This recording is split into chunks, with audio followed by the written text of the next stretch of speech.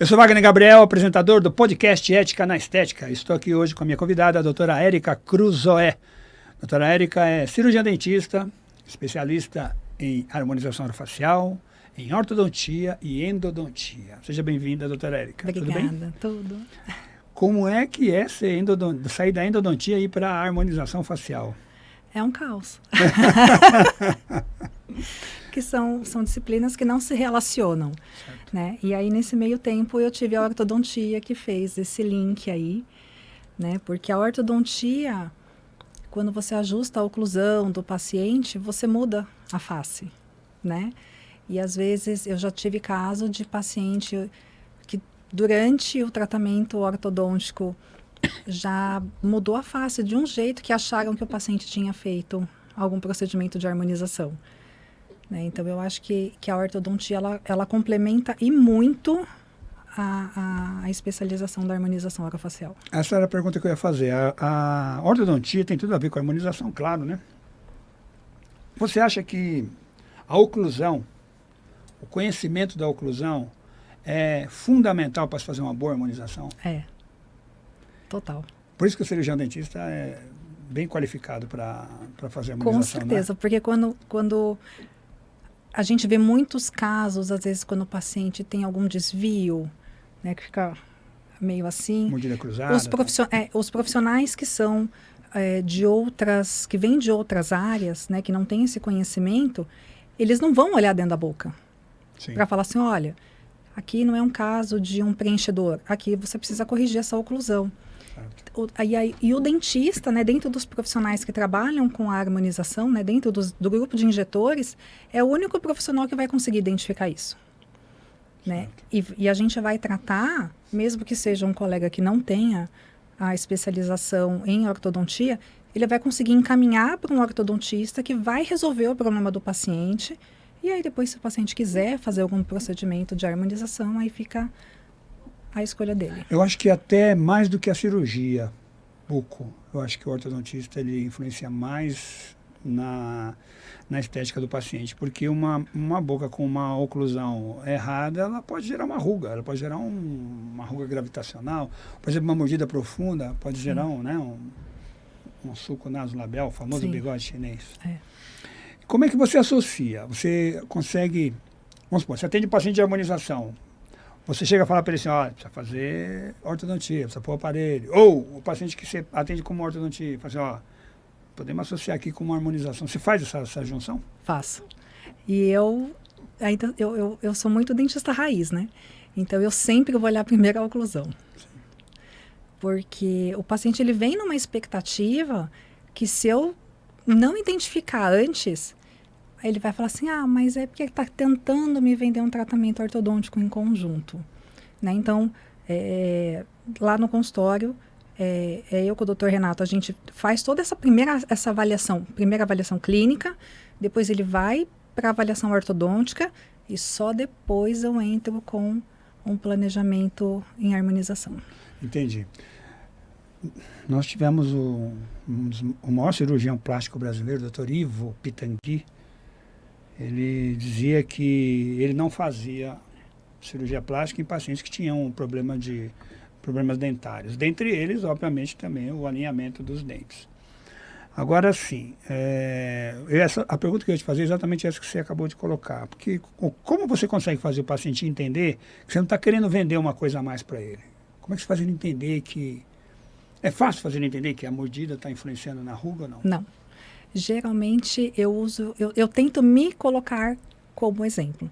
Então, eu faço muita careta no consultório para tentar simular para o paciente aquilo que ele tem. Entendi. Então, às vezes eu puxo, você vai ficar assim, aqui vai puxar. Uma coisa lúdica. E exatamente. Eles entendem? Uma boa parte entende. Só que eles não querem aceitar isso. Porque na internet tudo é muito lindo. Tudo é só preencher. E porque a pessoa vem atrás de tirar uma ruga e vai sair com um aparelho, é complicado, né? Às vezes eu vim procurar uma coisa e eu tô com outra. Né? Então, às vezes, já aconteceu de paciente achar que eu não tinha a capacidade de executar o procedimento. Aí ele foi em outro lugar, ele fez. Aí ele voltou, ele falou assim... Ficou ruim. E agora? Eu falei, então... E agora? As pessoas têm dificuldade de entender que o que acontece no rosto tem tudo a ver com a oclusão, com a mastigação, com a maneira como a pessoa faz. Aliás, no meu segundo livro, eu cito o caso que, assim como os dentes já vem pronto na barriga da mamãe, a gente, quando, né, você que está aí, ó, quando estava na barriga da sua mãe, todos os dentes já estavam na sua boca, já pronto para nascer. A maneira como ele amamenta vai interferir, inclusive, na ortodontia. Sim. E a maneira como ele... Nessa amamentação é que vai dizer quais as rugas que ele vai ter no futuro. Então a gente costuma dizer que a ruga começa, né? No nascimento. No nascimento, na primeira mamada, né? Então, assim... Você acha que essa parte de conscientização dos pacientes é uma dificuldade que a maioria dos profissionais de ROF tem?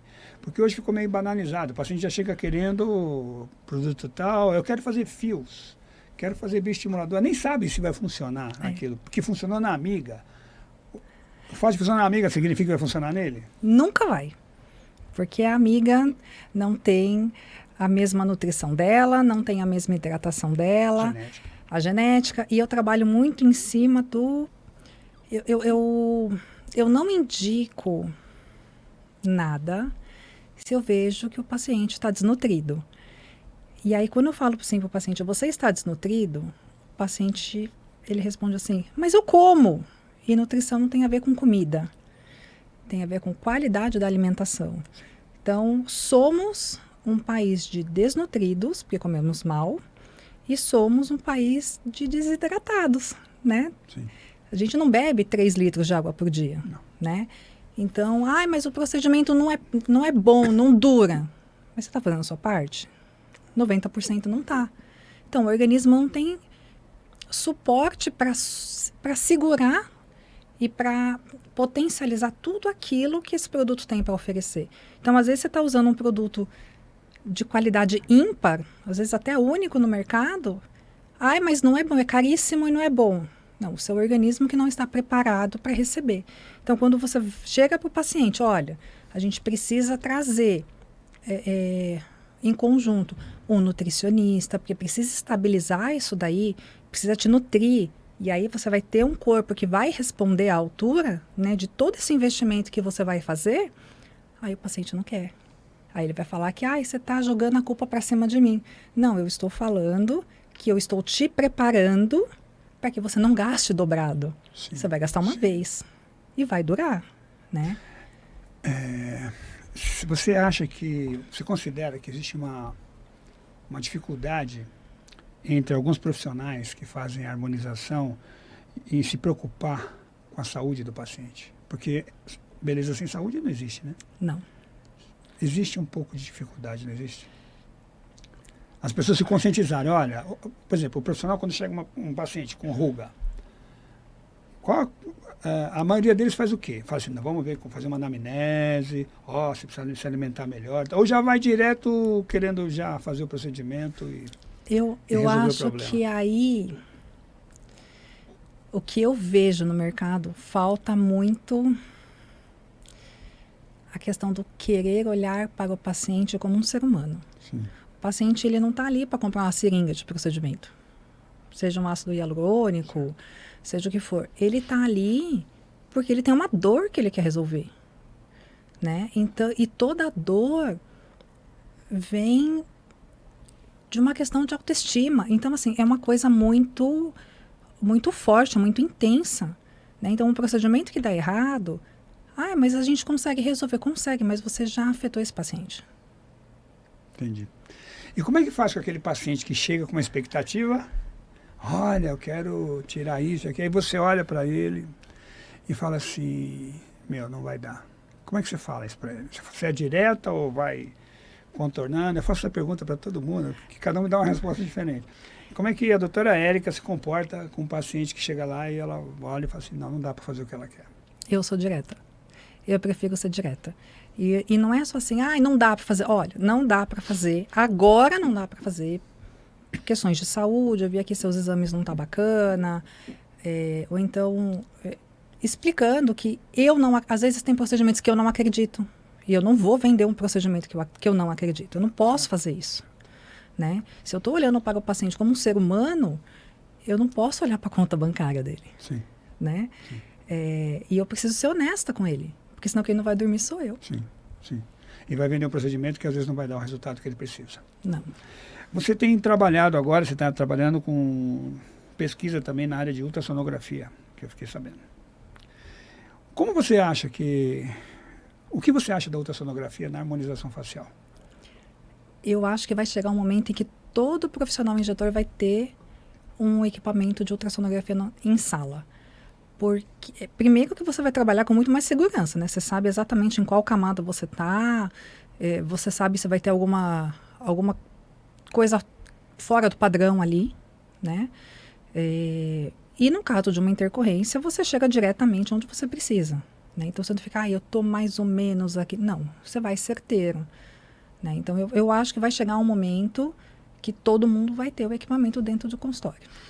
A gente sabe, por exemplo, achados de ultrassonografia, inclusive já tem trabalhos que já estão sendo escritos, né? Que sabe que existem diferenças de espessura dérmica entre uma pessoa com determinada... A espessura dérmica ela é determinada pela genética da pessoa. Então, assim, a pessoa tem lá... Existem pacientes que têm cerca de 0,8 milímetros, outro um pouco mais. Você acha que esse tipo de conhecimento que a ultrassonografia está trazendo pode interferir na mudança do tratamento do paciente? Diretamente. Porque não dá para tratar todos com a mesma forma, né? E uma coisa que eu vejo que o pessoal vem buscando muito é a pele do coreano, né?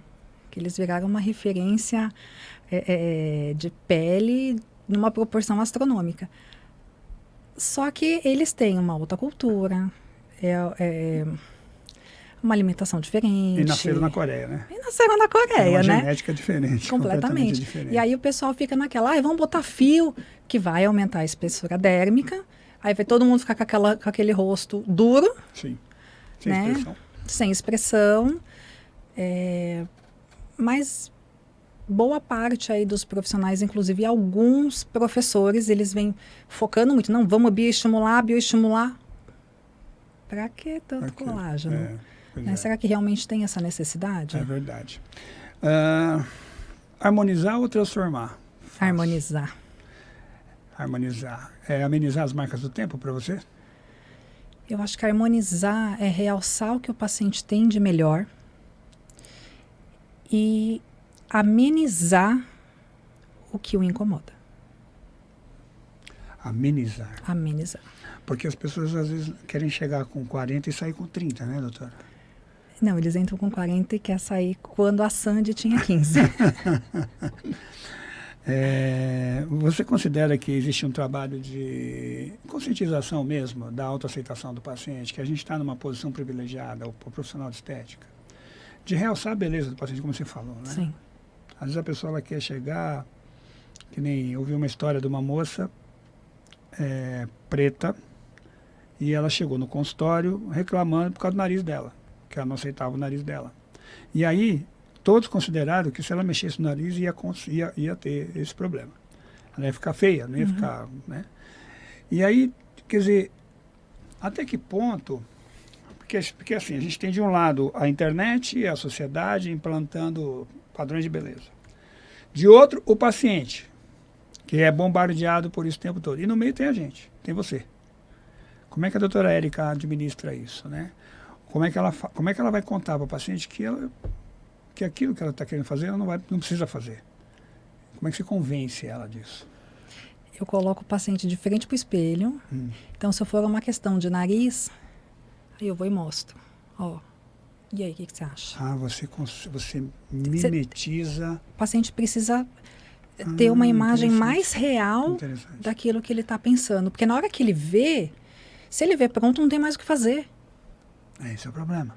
Né? E quando ele vê ali uma simulação, aí às vezes tira foto, e eu já falo assim, você não vai decidir isso agora. Traga alguém da tua confiança. Tira essa foto, mostre para alguém da tua confiança. Sim. E retorne com essa pessoa. Porque aí a gente consegue fazer com que a pessoa entenda que ela vai se desconfigurar. Se ela se desconfigurar, ela se desconecta dela. Né? Ah, mas a harmonização não é permanente. Não é permanente. Mas imagina o dano psicológico nessa pessoa enquanto esse procedimento estiver ali. Sim. Você considera que esses procedimentos que colocam 20, 30 ml, por exemplo, de preenchedor, que modificam o rosto totalmente da pessoa, isso pode gerar um processo psicológico no indivíduo? Você acha isso? Eu acho que agrava uma questão psicológica. Porque se um paciente ele está buscando essa transformação, ele já não é um paciente de harmonização. Ele deveria ser um paciente de um profissional psicólogo. Às vezes de um psiquiatra, talvez precise de entrar com medicação. A gente, como harmonizador, a gente entraria bem mais lá no futuro. Quer dizer, é só para... Na verdade, pelo que você está dizendo, a harmonização orofacial é para uma pessoa consciente do que ela vai fazer. A pessoa ela deve estar saudável em todos os aspectos. Como é que você identifica isso? Como é que você identifica que a pessoa está pronta para a harmonização? Conversando muito. Anamnese. Anamnese e conversas informais já na recepção, quando o paciente chega. Até antes de começar a anamnese, eu gosto muito de conversar. Então, eu vou puxando históricos. Eu vou puxando esses históricos e vou tentando identificar essas questões. Com o tempo, você vai identificando rápido? Rápido. E aí, o que você faz quando o paciente que chegou e você considera que... Eu falo. Você fala para ele? Falo. Inclusive, eu perco muito paciente quando eu percebo que tem alguma distorção de imagem, e aí eu preciso falar. Antes de eu ser dentista, de eu ser harmonizadora, de eu ser ortodontista, eu sou uma profissional de saúde. Então, como profissional de saúde, eu tenho uma obrigação de passar para o meu paciente que existe uma outra questão ali e que eu não sou capacitada para isso, porque eu não estudei para isso. E aí eu dou a sugestão, olha, precisa tratar isso porque você está se enxergando de uma forma completamente desconexa. Então, o psicólogo vai entrar bem aqui. Eu entro no próximo passo. Entendi. Com que idade você acha que... Vamos falar mulher, né? Porque é a que mais procura. Pode começar a pensar em harmonização. Quando que a pessoa pode pensar? Já chegou uma pessoa jovem o suficiente para você ir lá para ela e falar assim, o que você está fazendo aqui? Já. E aí, o que você faz? Fala. Eu falo. O que você está fazendo aqui? E aí ela vem, o que eu quero fazer, para que você quer isso? Por que você está... está todo mundo botando bocão. Então, vamos lá. Você tem uma estrutura, né, toda estreitinha, toda magrinha, toda delicadinha, rostinho de boneca, uma boquinha pequenininha. Por que você quer um bocão? Né? E aí eu mostro. Eu vou na cadeira. É assim que você quer ficar? Nossa, mas... Aí eu falei, então, você está me pedindo isso. Não, mas isso eu não quero. Falei, então, sabe o que a gente pode fazer? A gente pode hidratar melhor essa pele. E aí eu vou trazendo algo que seja condizente para ela. Porque hoje em dia está cada vez... As pessoas que estão procurando harmonização, a quantidade de jovens procurando para fazer procedimentos preventivos, né? É cada vez maior. Então, Sim. assim, tem que saber lidar com isso também, porque geralmente elas vêm querendo os excessos, né? Vem querendo os excessos. Você já presenciou mulheres que eram lindas e conseguiram ficar feias depois de uma harmonização? Muito, muito. O que você pensa disso?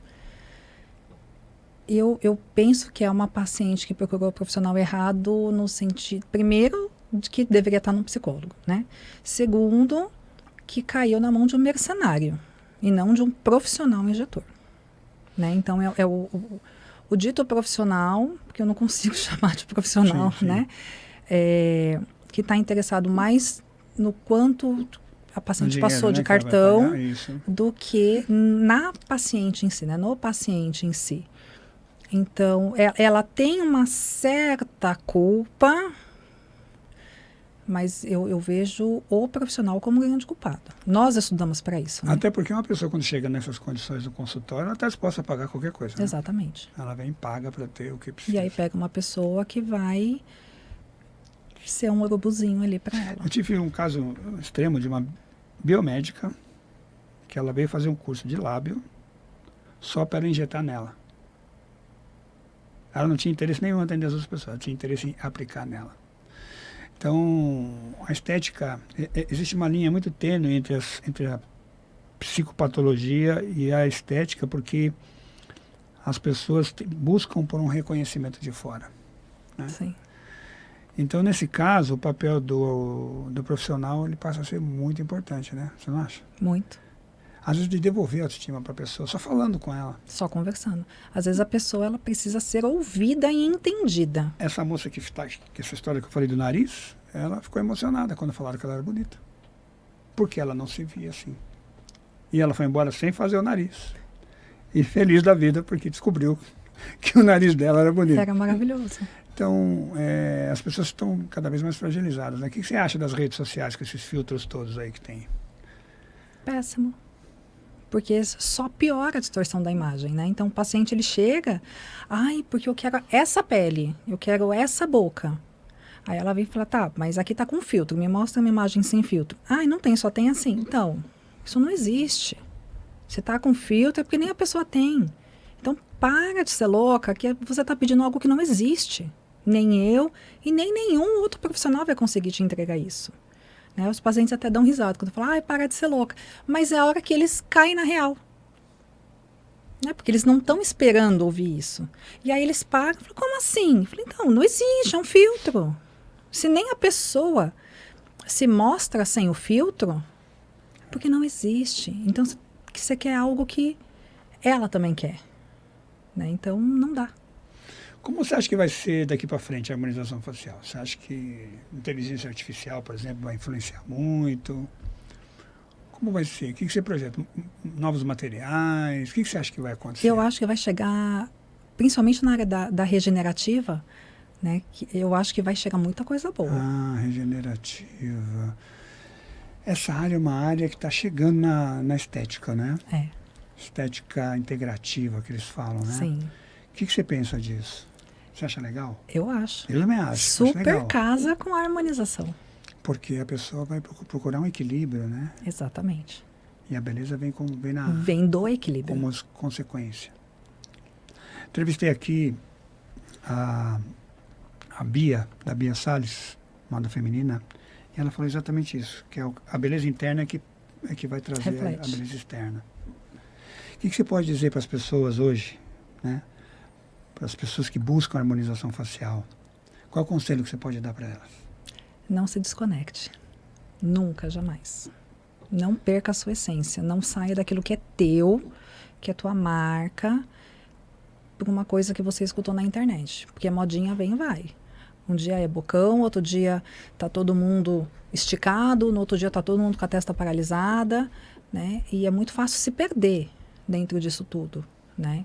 Então, se olhe no espelho, vê o que você tem de bom, porque todo mundo tem alguma coisa que não gosta, e foca no que você tem de bom.